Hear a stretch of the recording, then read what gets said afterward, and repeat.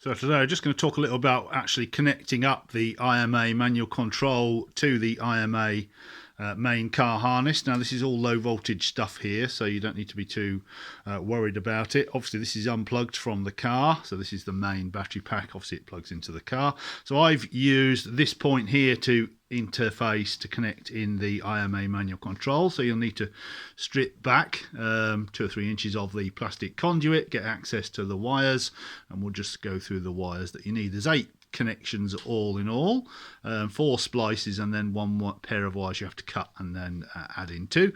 So we're going to use an standard RJ45 8-wire network connector, and that's all the only plug it will have into the IMACN-C device, so it'll be very easy to bypass this afterwards. If you don't want to use the IMA manual control, you can just unplug the manual control box and add in a little network connector like this with the pins bridged in this fashion. So we're bridging 3 and 4 and 5 and 6, and that basically completes the IMACAN wires and takes it back to OEM. So you would just plug that onto the end of there and that would be back to normal. So that's the pass-through connector.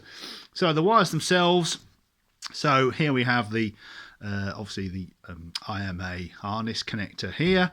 So we're using pink and white, or red and white here. This is the IMACAN line. This is the one we actually have to cut because our device has to sit in between the ECM, which is at this end, and the MCM, which is obviously down off into the wires down here. So basically we've cut those wires, as you can see here, and we've soldered our wires as follows. We've got white and green to the white, green to the red, and it's the other way around here. We've got solid blue to the white and blue and white to the red.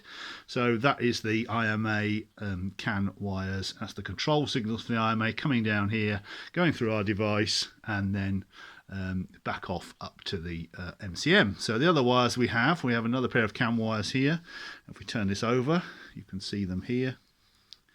These 2 wires under here. They're the 2 wires there. You can see those. I'll just move this out of the way, sorry.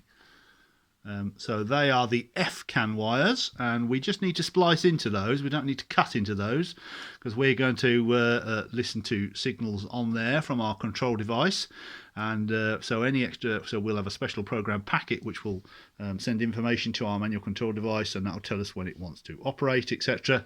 We might also use this to help us correct any errors by putting missing packets on the FCAN line. So it's basically just connected on the FCAN line. So it's not actually going to modify messages on the FCAN. It might add packets, or it might just listen to packets on the FCAN. So that's that one.